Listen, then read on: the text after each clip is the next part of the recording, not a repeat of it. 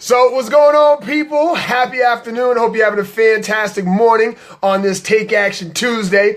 And it really fires me up because, today we're talking about vision. And a lot of people ask me, what keeps you going every single day at the speed that you go at? And it really is my vision, right? So internally, I use my imagination a lot, and I thank my children for that. I have an 8-year-old and a 3-year-old, and they really remind me every day of how important our imagination is, because inside, right, we can vision anything, right? We can envision anything. It can be as abundant as possible. It can be as colorful as possible. It's just absolutely incredible. And so it's so important that we start to focus on what is our vision, right? What is our vision? What is going to be the outlook of what I want to achieve before I actually achieve it? And the amazing thing happens of attraction to those thoughts and to those imaginations. And so it's pretty incredible when you really dial in. Yes. What's going on, Beth? And so today we're talking about vision and creating or finding your vision. You may have lost your vision along the way because when you got the results, it didn't look like what you actually, what you actually wanted, right? And so I want to remind you that redefining and finding your vision every single day on what you want the outlook to look like is going to be key. And so we're going to go ahead and bring Keith in here. Let's see. Mr. Deyo, approve. Here we go. Add. All right. So we're talking about finding your vision and just redefining clarity, because a lot of times, we don't understand what the outcome's going to look like, and that's why we don't get the results that we want. And so we want to be clear. We want to be defined, right? I mean, just like you're seeing it vividly in front of you, as if it is right there, and you can touch, you can taste, all that good stuff. So what's going on, Keith? How we doing, brother? Yes, just got out the pool. Enjoying it. I know, brother. You guys have been crushing it on the swimming front, man. So how was that today? It was amazing, and we're enjoying an updated version of Live. You notice? Well, I turned this. I did it horizontally now, because that way our playback won't be like this when we share it. It will actually have a full picture. Yeah. So we should be doing. And it's a new version. It looks like a new version here. I love it. So the pool is very humbling. What we said today was humble pie is best served wet and cold. We only train if there's a dome above us. So we have we're in an outdoor pool with a dome cover. It's crazy, and so it's a little bit chilly in there, but we got it done. We got 750 meters in today. Our goal is 1,000, and our ultimate goal is to get 2.5 miles straight, 2.5 miles total, in one shot, so that we can move closer to our goal of doing an Ironman. Wow. Well, kudos to you guys. You guys are crushing it. And so we're talking about finding your vision, right? Redefining your vision. And so as you envision you doing an Ironman or doing one of these competitions, how are you placing that intention on every day when you go to the pool? Like, how are you defining that? How are you staying focused on that when it is cold, when it is uncomfortable, when you are tired? As we talk about going through those tough times and using your vision and imagination to define going through that pain. So share with us that moment for you. I'm glad you brought that up, because it's something that was heavy on my heart today, thinking about, man, I was sore from yesterday. We switched up our entire training process for February, going into the next 6 weeks, going into a tear down build up stage. And so it's not like we're getting in the pool fresh. We're getting in the pool broken down from yesterday. And how are we going to recover and learn how to use these muscles or teach these muscles to work when they're broken down? So it's a whole nother phase. And for me, when I decided that an Ironman was going to be my goal in this body, in this vessel that I have, to prove that anything's possible, I immediately found somebody who did one at the highest level. Qualified as a professional. I saw the ring. He qualified Kona in Hawaii. Wow. And did it, finished it, and I immediately started picking his brain for where he was every step of the way, how he did it, how we got into it. Why was it such a monumental thing? Because for so many people, it's not even, I've heard it time and time again. It's nothing, there's nothing physical about it. There's not even anything mental about it. It's legit spiritual. And everyone has that moment when they're out on the course and there is no one around. And that's when you're put in a place where you really have to decide what life is all about, what really matters. I've been put in the position before. I've been put in that position before. I've been in a race that I was way over my head. I underestimated training. I didn't have any dimension ready. And I was put in a position where I had to choose to stop, to quit. And I'm not a quitter. Think about the identity crisis, the struggle that was going on in my head, like we talked about yesterday. The second thoughts, you want to hear stories, man? Get inside my head on that day. And it was overnight, and it was cold, and it was in the mountains, and I was alone. And so I really had a test of my character. And from that day forward, I told myself I would never be so irresponsible to put myself in danger, to put myself in a position where I'd have to quit and be limited in choice. And I had to make sure that I would never, ever show up to an event that day, taking the event and the challenge for granted. Never take a challenge for granted. And it didn't stop me from dreaming. It didn't stop me from visualizing. But there was so many steps that I missed, and I think it was there on purpose. That had to happen. I was getting reckless. And I was letting ego get in the way of my preparation. And it wasn't to say that I was ready for it. I knew I wasn't. But there was a certain element of pain that I wasn't willing to go through to get what I wanted. I'll never let that happen again. Well, that's part of the awareness and the growth process of going through something like that, right? I mean, and there's people out there that do several of those a year, which is pretty incredible. And so, Keith, when we start to understand and recognize, right, that threshold, and then we say, okay, well, I can do it better next time. And how am I going to do that? I'm going to envision it as better, right? All those shots I missed, I'm going to envision those going in. Every time I came up short and got tackled, I'm going to imagine breaking that tackle, taking it all the way. And so we just want to allow all of you to tap into your imagination. Our kids are really our examples every single day of what imagination will do, because there's so many times that they just do and they don't stop.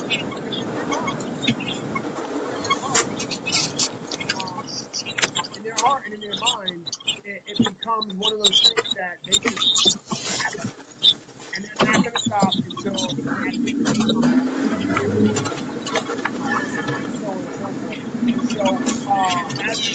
interact, what's going on, Ron? What's going on, Wesley? You want to Michelle Trainer, what's up, girl? Jackie Harkin, what's going on, mama? Deborah, what's up? Kurt, Melanie, Morello, yes. Rita, what's up? Yeah, EJ, what's up? Yeah, I know. Keith, it's super loud, but you can't hear us. I can. Okay. And so, as we define that and finding your vision, you may end up having to use somebody else's vision, right? Ask them, what do they foresee in the next 30 days, 90 days, right? 120 days, right? So don't project too far out. I mean, you can, right? But make sure you can envision what the rest of your day is going to look like. Right? Make sure you can envision what tomorrow may look like, granted by the Lord. So that's where we have to remind people, Keith, because a lot of times, even us, right, as dreamers and visionaries, like we can go ahead and we can predict what the next 5 years looks like, but it wasn't until we could actually dial in, like you said yesterday, what do you want to do today? Who do you want to meet today? Who do you want to attract today? Those things in life are just as easy as envisioning what the next 5 years would look like, but you'll be able to actually go ahead and measure how strong your vision was and how you were able to attract those things because you were so focused on creating that. And you were able to take through whatever pain, whatever challenges, whatever adversity you went through, or, someone told you they couldn't do it. You couldn't do it. But in your mind, you say, oh, yes, I can. And watch how this day ends up, right? Watch how this day ends up. And be able to give that gratitude because you really don't know what it's going to look like, but you can envision what you would like it to feel like as you're going through it, and that's the most important thing. Yeah, I love the way the reticular activating system works. When you visualize something and then how it manifests itself, and when you learn to trust that, it's a scary thing, man, because you wake up, you start visualizing something, and you start putting energy out there towards it, and all of a sudden it happens. It's almost like it's against everything we were taught. And And it's not only about working hard to get what you want, to get what you deserve, and being able to put your head down and focus, be persistent, passionate, and consistent about things. What it is, it's belief. It always is going to be belief. And it'll show up along the way. It doesn't mean you get it and stop working. It means you get it and build your belief. So the work never stops. And that's something that I have to I get to remind myself about all the time. The work's never going to stop. If you have a diet mindset about anything physical, financial, spiritual, anything faith-driven, mentally, if that diet mindset is how you are going to operate, well, then I would highly recommend that you find another way. Find another system. Go sit next to somebody who's gone pro. Find somebody who's gotten to the top, that's seen them at the mountaintop. They've seen the view, and they know what it looks like. And then you wonder why they're still working. And it's always because there's another mountaintop higher than the one they got to.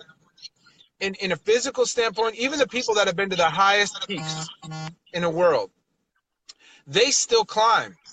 The reason why they still climb is because the peak, even though the peak may not change elevation, the view is always different. It is. Because it's not only the landscape that's a living thing, it's the eyes with which you view it and who you are when you get there. So it's not about the diet mindset. It's not about temporary success or temporary freedom. It's not about getting to a point where you don't have to work hard anymore. It's finding the next level of belief. There's always going to be another level. There's always going to be a new view, a new landscape. You're always going to have your eyes with which you view it. They're ever changing. And so if you're looking for the easy way out, or you're looking for a quick payday, understand that every time you take the elevator to the top and it gets you up there faster than the stairs, you're going to come down just as fast. It's a law. It's a principle. And it cannot be argued. It'll happen every single time. You know, I love that you bring that up, Keith, because, you know, it's January and everybody has their health goals, right? And so I've been contacted by hundreds of people in regards to really taking full control of their health going forward. And some of them still have the mindset of, you know, this is temporary. But a lot of them actually have said, you know, I'm not looking for something temporary. I'm looking for lifestyle. And so as I think about our conversation here, there must have been a point in time in their life where they actually got away from the diet, right? They got away from the diet mindset of temporary because they realized that there was no sustainability during that process, right? It wasn't something they fell in love with. It was something that they knew they had to do because they were told they had to do it, but it wasn't something they actually internalized, and they became more as they were doing it. And so as we talk about transformation, that's what we always, right, is what can I create as a lifestyle now in every area of my life, right? And so as you focus on your health, you may not be where you want to be, right? Matter of fact, this may have been the hardest 3 weeks and you haven't had phenomenal results yet, right? Just because of all the dieting you've done, your body still is trying to figure out what you're done now or what you're doing now, right? So the same thing goes for the next 3 weeks, right? What's going to keep you going? It's got to be the vision of why you set on this journey in the first place, right? That you deserve more, right? That you are more. You have more inside of you. Don't be limited by your own limits. Okay, don't give yourself a glass ceiling where you can see it, but you still know there's something there you're going to bump your head on, right? So really seek out, you know, each day as being a brand new day. Don't live in the past of what's happened when you tried to do something new or you tried to seek out a new system or a new method to follow to get the results that you want. Seek that you're going to grow every day, that the pain is going to come along the way, and you're going to go ahead and you're going to withstand those pains and those punches in the gut because you see yourself being in a healthy body, right? You see yourself living for a long time so that you can be an asset for your family versus a burden, right? Just define that. Define what that looks like. And every single day it gets harder. Celebrate the fact that you're going to get through it, all right? And use your imagination because I tell you right now, when someone's in torture, 90% of the time, they're not going to Their best tool to relieve some of that pain is their imagination. Close your eyes for a minute and just imagine themselves sitting on the beach somewhere and are doing something they enjoy, because for that moment in time, they will escape. Okay. And how powerful that can be in any time in your life when you can escape to where you're going to be while you're in the process of creating it. Very, very powerful. Yeah, Aaron, I look at this decade as going from being an ass to an asset. That's my story. So seek and destroy. Seek and destroy. You know, for all those that showed up live to today's call, they loved, and comment. We appreciate you so much. We will get back to you. We will answer you. You make this broadcast. Remember, it's nothing without you. It's Aaron and I talking on the phone, which we do every day, and that can get boring. So I appreciate you showing up. And for the hundreds of thousands of people that are going to view this broadcast all over the world, share. Remember, this is a live, living, breathing message, and we depend on you. And we look to learn to be the student, not only the teacher, and look forward to seeing your comments, likes, and loves, and seeing this shared all over the world. So you have been In the Tank live with Aaron Hairston and Keith Deyo. We will see you tomorrow, 12 noon Eastern Standard Time, same place, same time. We out. Let's go, people. Tame that brain. God bless y'all. Let's go.